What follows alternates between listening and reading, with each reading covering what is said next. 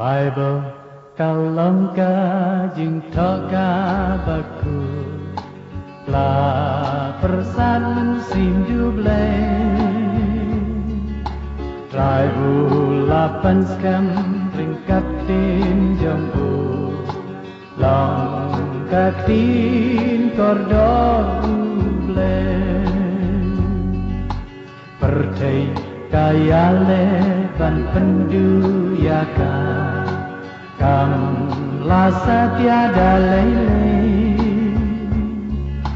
Laga persiang penban sulong kam kai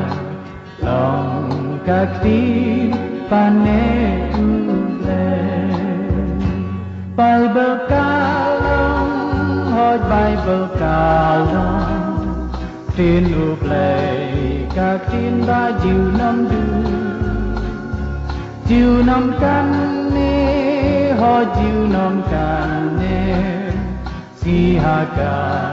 dan nom serve you I ai ba rokin sa lệch nhỏ Lần hành lý jiu nam kim la Đầy tăng các tin ba Cordor trong buble Jiu nam kan yasa Hallelujah, oh hallelujah Long blacker kuya các tin buble Hallelujah, oh hallelujah Chính sát Cordor bla yo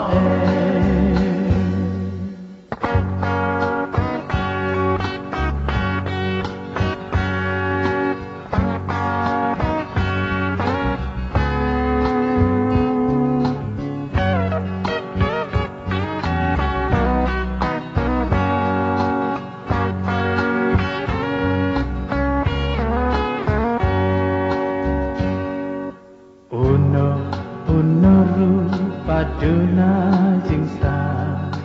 ngam ka ong ka tin uble do un pan bait na uble da jingge lam da ta tin jing ai ba bad ba janai de bom juga lai shuna ketupa Jing ai ba bad ba janai de da kaktin kaji shisha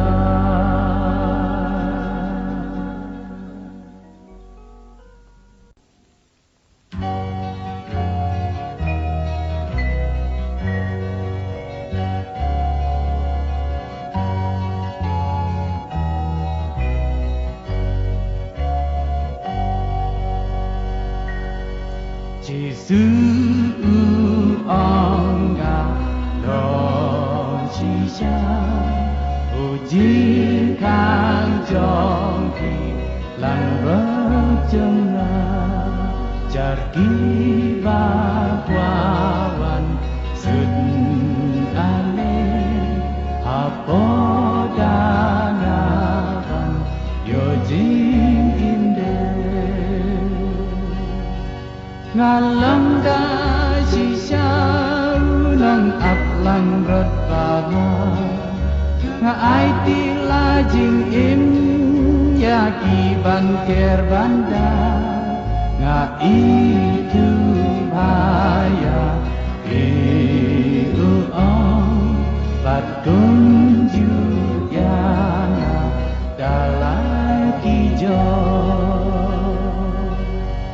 Nong tuan tang ban yo pen yang bat ban pen yo tu ngangan lawan ba king imti ba king yo kerhai ya jing inde ngalong ga shisha nong at lang bertaba nga ai tila jing in ya ki bangkir banda nga itu haya